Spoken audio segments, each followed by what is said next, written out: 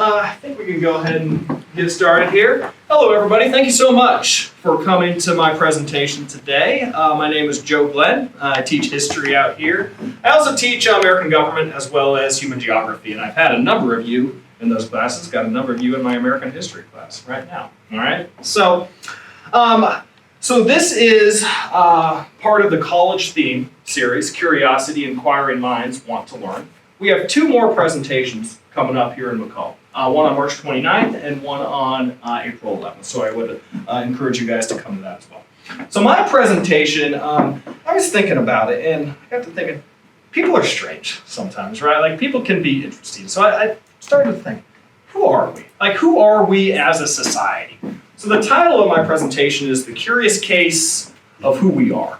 So I'm not going to guarantee that I answer all of these questions, right? But I'm going to try. I'm going to try to kind of scratch the surface a little bit. And I'm going to do it by kind of looking at a historical perspective, all right, a few events, all right?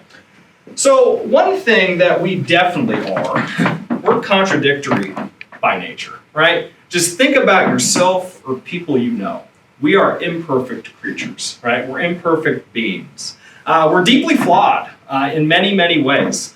So in this presentation, I want to try to incorporate issues that you have learned about or are currently learning about in your various classes to try to make a point. One of my favorite things about this college theme is we can really address how connected all of these classes are. None of these classes that you take are in a vacuum, right? Your history class is connected to your sociology class, is connected to your philosophy class. I love it when I have students in my classes like, oh, we learned that in Mr. Macher's class, or we learned that in Zellman's class, right? We can just kind of talk about it, right? We can talk about different perspectives. So I love this college theme, and I love being able to talk about how all of these classes are important in their own way, but they're also connected. All right, so getting back to who we are, right? We're contradictory by nature. We are flawed individuals. Think about yourself, people you know, right? We can be many things at once. This is always interesting to me. Life is not static, right? It's always changing. We're kind of the products of our shared history, right? We can be cowardly and courageous. We can be sad as well as happy, all in the same day sometimes. Sometimes it's weird. It's like, man, how did that person do that thing? But then they also did that thing. Right? And I think about that in my life, like, man, I did a good thing there. Didn't do a good thing there, right? All of these things, okay? So we can be generous, we can be selfish. So what I'm going to try to do again is look at this as from a historical perspective. History shows this, right? When you look at American history, right, we can be deeply prideful as well as deeply ashamed of some of the aspects of our history. So I want to kind of look at a few different events, some good, some bad, and just try to kind of compare and contrast all of these things and certain things that are still ongoing today. So I want to look at a couple different historical events and individuals, all right? So here we have President Lincoln, here we have the moon landing, here we have President Johnson flanked by Martin Luther King Jr., among other leaders, and here, of course, we have the U.S. Capitol, American democracy. So let's go ahead and talk a little bit about the top left, Lincoln first, all right? Now, Lincoln, depending on who you talk to, right, arguably one of the greatest, if not the greatest, president the United States has ever had, all right? He guided our country, of course, through its ultimate test, the Civil War, helped keep the country together. He showed a racial consciousness that presidents before him simply did not show, all right? But he, too, for all of his greatness, for all of the things that he did, he, too, had flaws, just like everybody else. He was human. Right? For instance, he could have spoken out more clearly on slavery. He could have been like Charles Sumner. Charles Sumner was a senator who was on the Senate floor in the 1850s delivering a speech about the evils of slavery and talking about how slavery needed to end right now. He was on the Senate floor. There was a guy named Preston Brooks, member of the House of Representatives. He heard that Sumner was giving a speech about getting rid of slavery. He goes over to the Senate floor with a cane and nearly kills Sumner to death with that cane. So Sumner almost lost his life talking about the evils of slavery. So yeah, Lincoln could have talked more about it, right? At first, when the war started, the war wasn't necessarily for Lincoln about ending slavery. It was just about not letting it expand. It was about saving the Union. So yeah, there were people even in his time who were more maybe progressive on the issue of slavery. So here we have President Johnson, right, signing the Civil Rights Act, right? Monumental legislation. For those of you not familiar with what it did, it changed American law, it changed American society. It made it so public places could not discriminate on the basis of race, okay? So restaurants, movie theaters, whatever, they could not have separate ones for black people and white people. So just a seminal law in American history. And of course, worked with Dr. Martin Luther King to pass this law. Great, great achievement. But then when we dig down deeper, even President Johnson himself, the man who signed this law, right? There are accounts in private conversations of him using racist language, right? So, flawed, all right? The moon landing, right? A lot of Americans took extreme pride in this moment, right? 1969, right? We won the race to the moon, but it was against the backdrop of the Cold War. It was against the backdrop of where, in some cases, the United States demonized people from other countries for not believing in their own economic ideology. All right, the United States went to other countries and messed with leaders in other countries, the CIA, right? All this stuff that I won't get into, right? But there's a whole host of things that did occur even in the midst of these great achievements. All right, so is this who we are, right? Like the great things, right? I love talking about great things in American history, the great things that we have done. But I think if we're going to talk about the great things, we also have to look at some of maybe the shameful elements of American history, the things that have happened, some of the stuff that's still ongoing. So, is this who we are, right? Let's talk about all of these different events here. Some of these events you're going to immediately recognize, others you're going to, which one's that? All right? Let's talk about the top left, all right? This is an illustration of the Sand Creek Massacre, okay? The Sand Creek Massacre was in 1864 in Colorado, all right? It was in the process where the United States was pushing westward. There was a guy named John Chivington. He was a colonel in the American Army. He, along with other soldiers, went into a peaceful Native American village, Cheyenne, Arapaho Native Americans, and just mercilessly killed dozens and dozens of people who were there. I talked about this in my American history class a couple weeks ago. All right, so this was just one event that occurred west of the Mississippi River as the American citizens were expanding westward. All right, so is this who we are, or is this who we are right here? If we look down on the bottom left, all right, this is of course an internment camp. Japanese Americans during World War II. Franklin Roosevelt, the president at the time, signed an executive order that stripped these people of their homes, their livelihood, their dignity. They were placed in these camps, right, for just being of Japanese descent. Right? There was intense fear and paranoia of all things Japanese during World War II. Here, when we look at this is the body of Emmett Till, a young black man who was killed by an angry white mob in the 1950s for basically just talking to a white woman. All right, he talked to a white woman. Hysteria ensued. A white mob a few days later killed him. All right, and this is his funeral. So this is just one event that occurred time in, time again. Then, of course, this one, we're all familiar with what this is, right? This was the attack on the U.S. Capitol, recent history, just 2 years ago, right? American democracy was almost brought to its knees, right? It was. I remember watching that as it was ongoing. I was like, what is going on in the United States of America? It was terrifying, actually, to me when I was watching it. I was like, I didn't know how it was going to end. Now, unfortunately, it seems to me anyway, that a lot of people just kind of moved on. Oh, yeah, that happened, right? But I think we need to realize how significant that was, how important that still is, how close it all came to ending our form of government on that day. I think when future historians look back at this time period, this will be a seminal day that they're going to say that, yeah, that was a huge, significant event. All right, so the reason why I have these 8 different pictures, illustrations here is because we can be 2 things at once. We can do amazing things. We can be extremely proud of the amazing accomplishments we've achieved, but then we're also capable of this kind of stuff, right? We as a society, we must somehow grapple with both of those things. We must somehow appreciate that both of those things happened at the same times sometimes, all right? So what I would like to do next is kind of bring it back to us. Where do we fit in to all of this, right? All of these events, we don't have anything to do with any of this, right? But where do we fit in to everything that we've seen, everything that we currently do see, all right?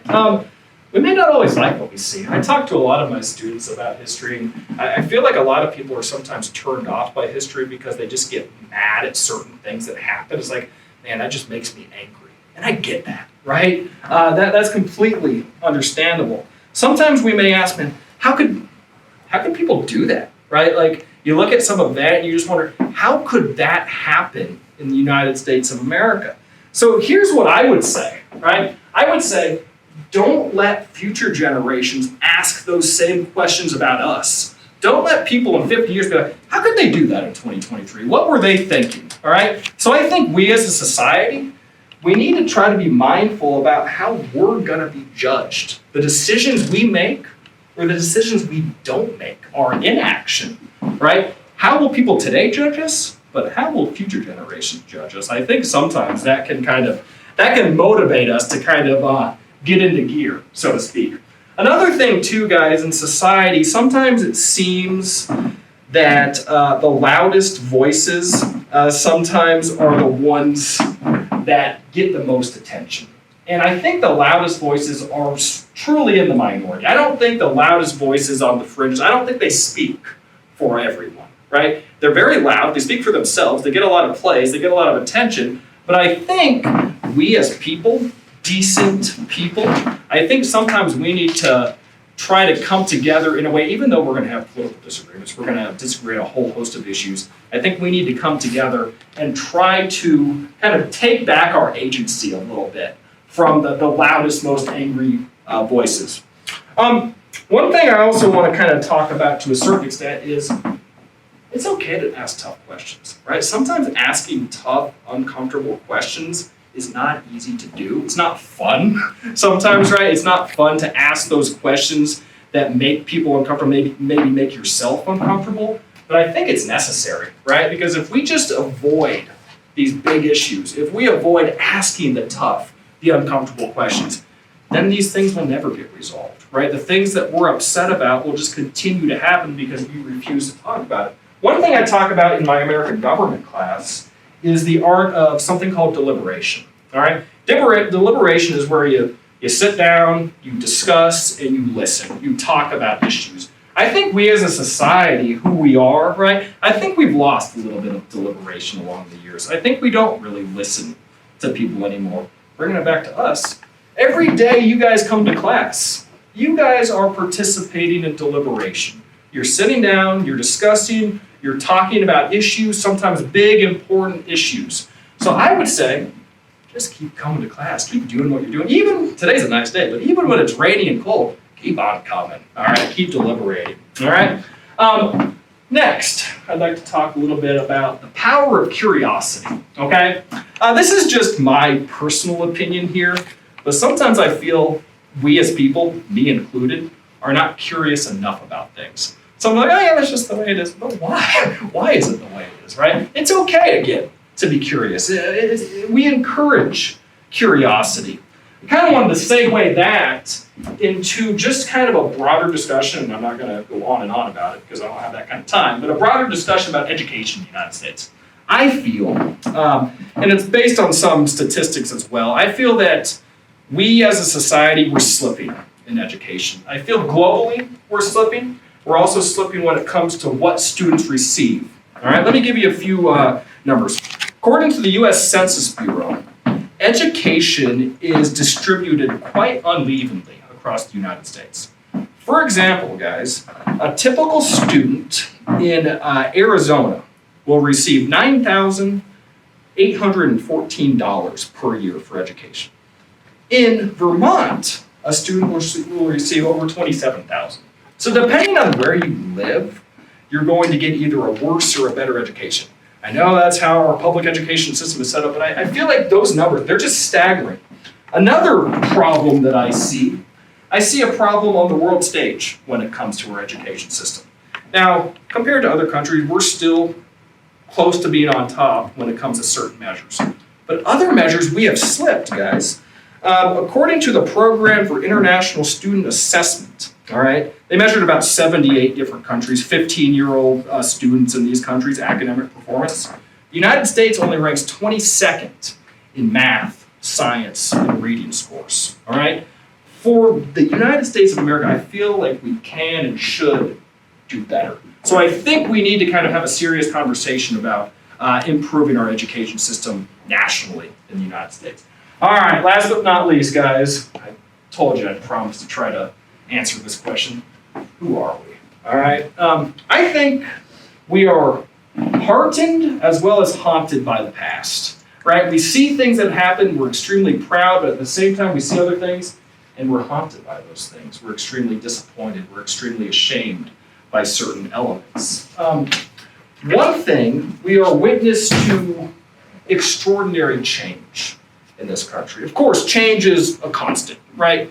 Every generation is going to undergo change. But I feel like your generation, right, has undergone so much change, profound change.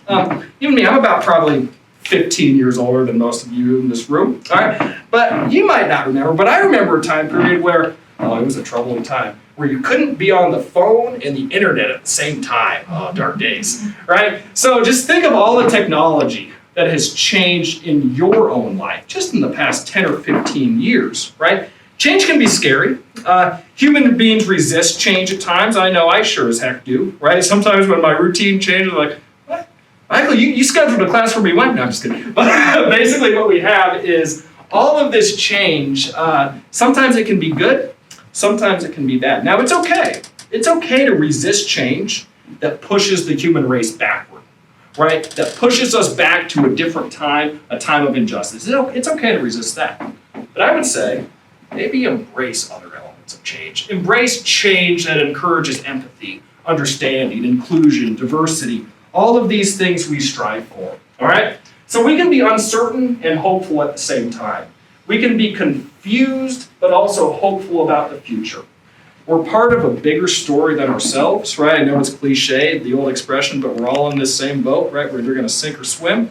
We can either decide to keep paddling or sit on our hands. It's kind of up to us. We're all connected in many, many ways. And finally, guys, I'll close with this. Hopefully we'll have time for a question or two.